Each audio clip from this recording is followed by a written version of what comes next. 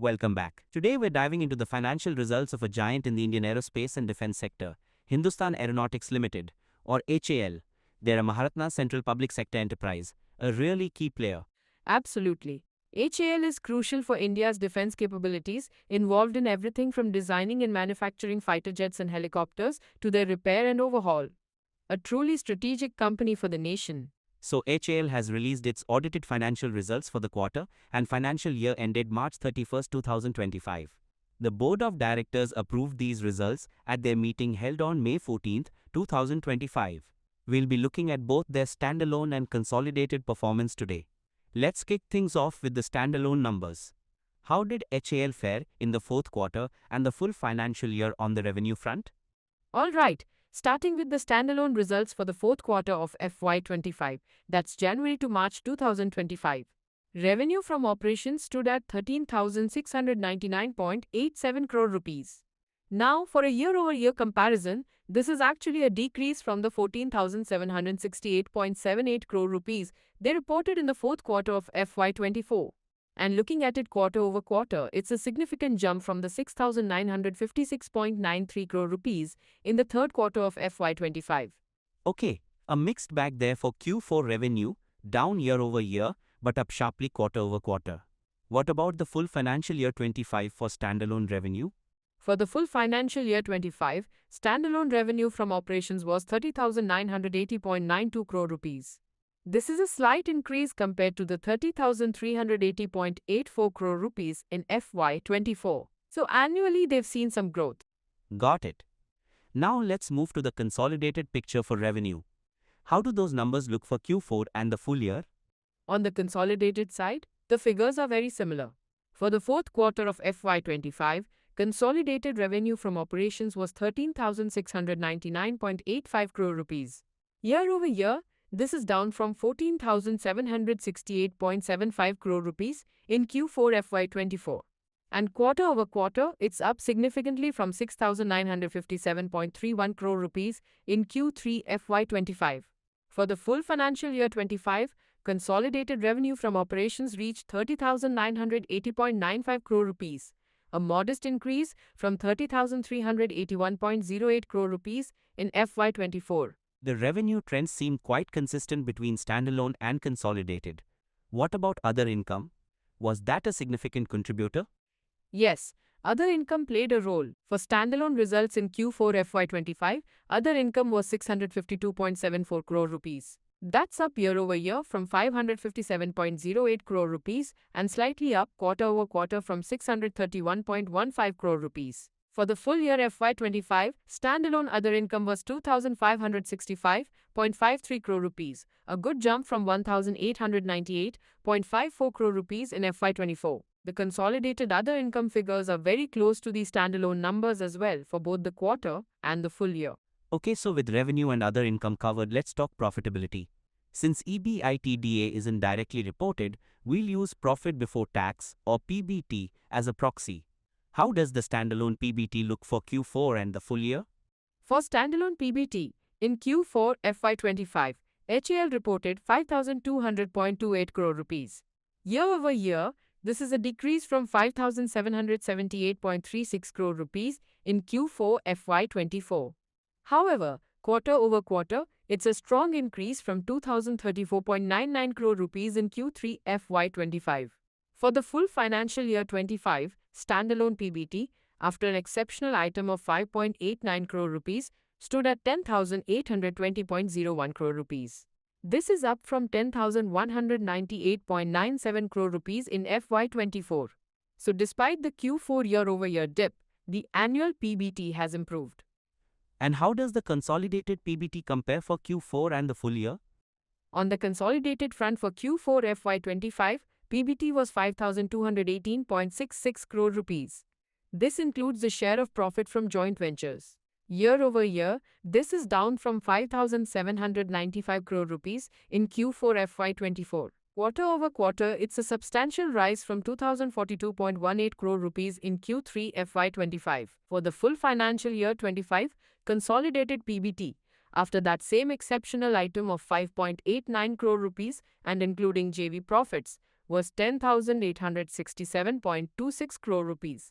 This is an improvement from the 10,224.88 crore rupees in FY24.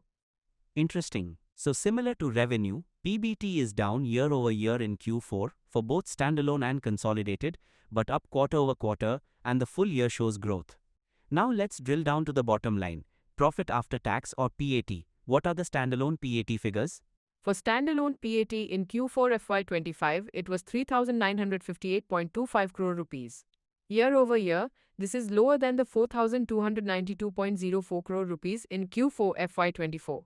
Quarter over quarter, it's a significant increase from 1,432.60 crore rupees in Q3 FY25. For the full financial year 25, standalone PAT was 8,316.80 crore rupees, which is a healthy increase from 7,595.04 crore rupees in FY24. And the consolidated PAT? Consolidated PAT for Q4 FY25 came in at 3,976.63 crore rupees. Year over year, this is down from 4,308.68 crore rupees in Q4 FY24. Quarter over quarter, it's a strong jump from 1,439.79 crore rupees in Q3 FY25. For the full financial year 25, consolidated PAT was 8,364.05 crore rupees, up from 7,620.95 crore rupees in FY24. Finally, for these key metrics, let's look at earnings per share or EPS. How did that shape up standalone first? Standalone basic EPS for Q4 FY25 was 59.19 rupees. Year over year, that's down from 64.18 rupees in Q4 FY24. Quarter over quarter, it's up from 21.42 rupees in Q3 FY25. For the full financial year 25, standalone basic EPS was 124.36 rupees, an improvement from 113.57 rupees in FY24. And the consolidated EPS? Consolidated basic EPS for Q4 FY25 was 59.46 rupees. Year over year, this is lower than 64.43 rupees in Q4 FY24. Quarter over quarter, it increased from 21.53 rupees in Q3 FY25. For the full financial year 25, consolidated basic EPS stood at 125.07 rupees, up from 113.95 rupees in FY24. Thanks. That's a lot of numbers, but it paints a clear picture. Q4 saw a year-over-year dip in revenue and profits, but a strong sequential recovery from Q3, and the full year FY25 still showed growth in both revenue and profits. Now looking at profitability margins, even using PBT as a proxy, what can we infer? For standalone Q4 FY25, the PBT margin, PBT divided by total income, was roughly 36.23%. For the full year FY25, it was around 32.25%. Consolidated PBT margin for Q4 FY25 was about 36.36%, and for the full year FY25, it was approximately 32.4%. These are quite healthy margins, suggesting good operational efficiency, though slightly lower in Q4 compared to the same quarter last year if we look at the PBT figures. You mentioned an exceptional item. Can you elaborate on that? Yes, both the standalone and consolidated statements show an exceptional item of 5.89 crore rupees for the financial year 25. The detailed notes would specify what this pertains to, but it's a relatively small amount compared to their overall PBT. Its absence in Q4 specific numbers means the quarterly profit comparison is cleaner on that front. Shifting gears to the balance sheet, any quick insights on assets and equity for both standalone and consolidated views as of March 31st, 2025? Certainly. On the standalone front, total assets grew to 1,06,113.12 crore rupees from 77,983.71 crore rupees a year ago. Total equity also increased substantially to 34,842.85 crore rupees from 29,046.42 crore rupees. The consolidated figures show a similar trend. Total assets at 1,06,266.85 crore rupees, up from 78,095.18 crore rupees, and total equity at 34,985.17 crore rupees, up from 29,141.81 crore rupees. So a stronger balance sheet overall. What about cash flows and any news on dividends?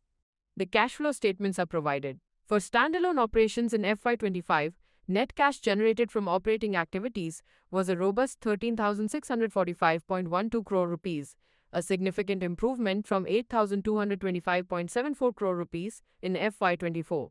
The consolidated operating cash flow was also strong at 13,643.46 crore rupees for FY25. Regarding dividends, the company paid dividends amounting to 2,541.35 crore rupees during FY25. Furthermore, a significant point from the notes is that the board, in its meeting on February 12, 2025, declared a first interim dividend of 25 rupees per equity share. That's a 500% dividend on the face value of 5 rupees for the financial year 24-25. That's a handsome interim dividend. Now, usually we dive into segment performance here. What can you tell us about HAL's different business segments? This is an interesting point for HAL.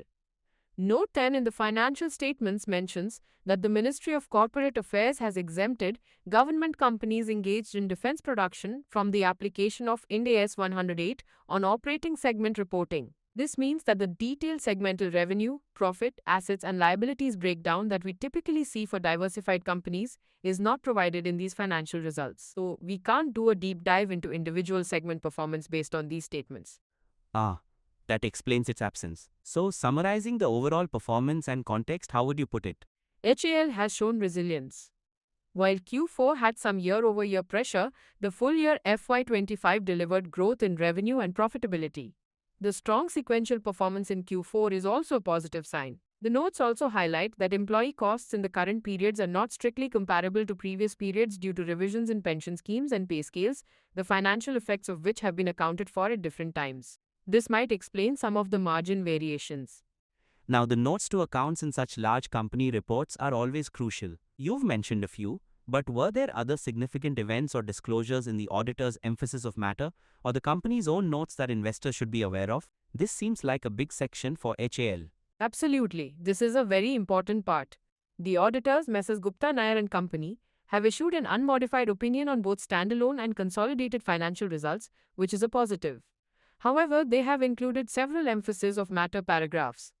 It's vital to understand that these are not qualifications but are meant to draw attention to significant disclosures. For both standalone and consolidated results, key emphasis of matter items include: first, the absence of the requisite number of independent directors, meaning the audit committee could not be reconstituted as per regulations. The results were approved by the board. Second, an out-of-court settlement with the government of Maharashtra regarding a long-standing sales tax dispute, which reduced the disputed tax demand. The amount paid by HAL was claimed from and reimbursed by its customer. Third, the impact of increased company contributions to pension schemes for executives and workmen, making employee costs not directly comparable year on year. Fourth, issues related to the revision of pay scales, including a High Court verdict in favor of the Officers Association regarding recoveries and amounts being paid back or reversed. Fifth, details about inventory damaged by floods in September 2022 and the subsequent insurance claims and reassessments.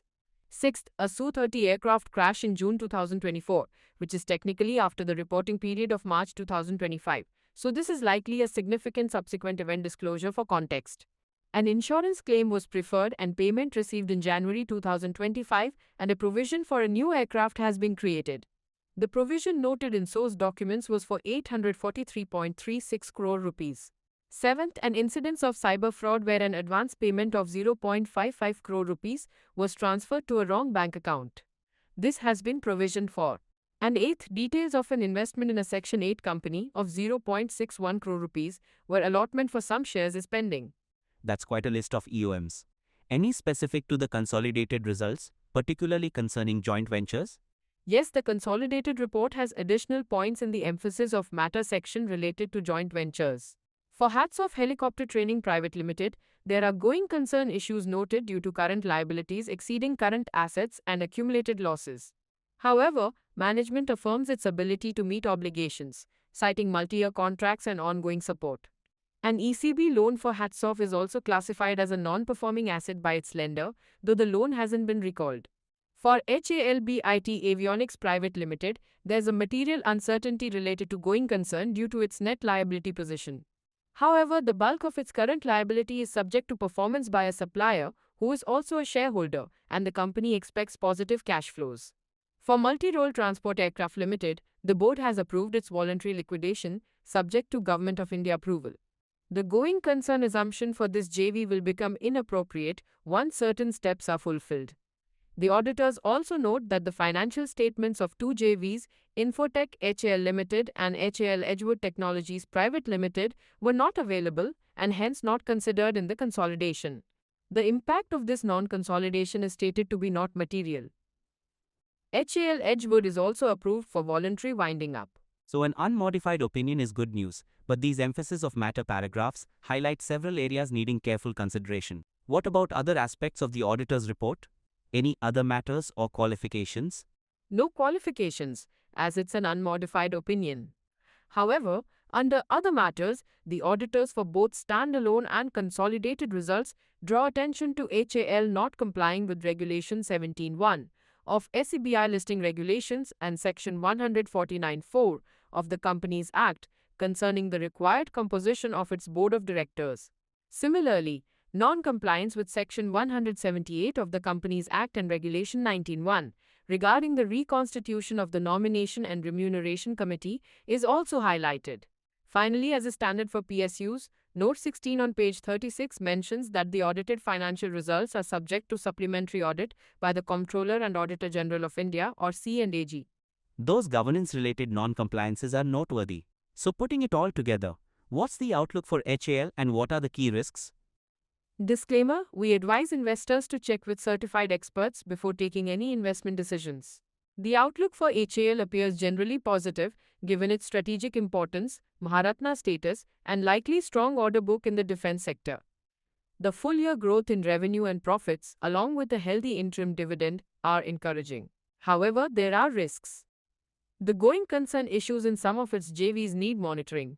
The operational events highlighted in the emphasis of matter paragraphs, like the cyber fraud, past inventory damage, and the Su-30 crash repercussions, indicate ongoing operational risks. The non-compliances regarding board and committee composition are governance flags that ideally should be addressed. While the auditors gave an unmodified opinion, the sheer number of EOMs means investors need to read these notes very carefully to understand the full context. So, to conclude, HAL's FY25 performance shows underlying strength with profit and revenue growth for the full year, despite a mixed Q4.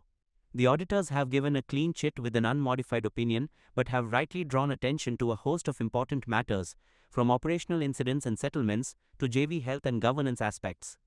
Precisely. The core business seems to be performing, but the nuances are in the notes. The C&AG supplementary audit is another checkpoint to watch out for. Overall, a complex but largely positive report, with specific areas warranting investor diligence. Excellent analysis. That really helps break down a detailed report. That's all the time we have for today. Join us next time for more insights from the financial world.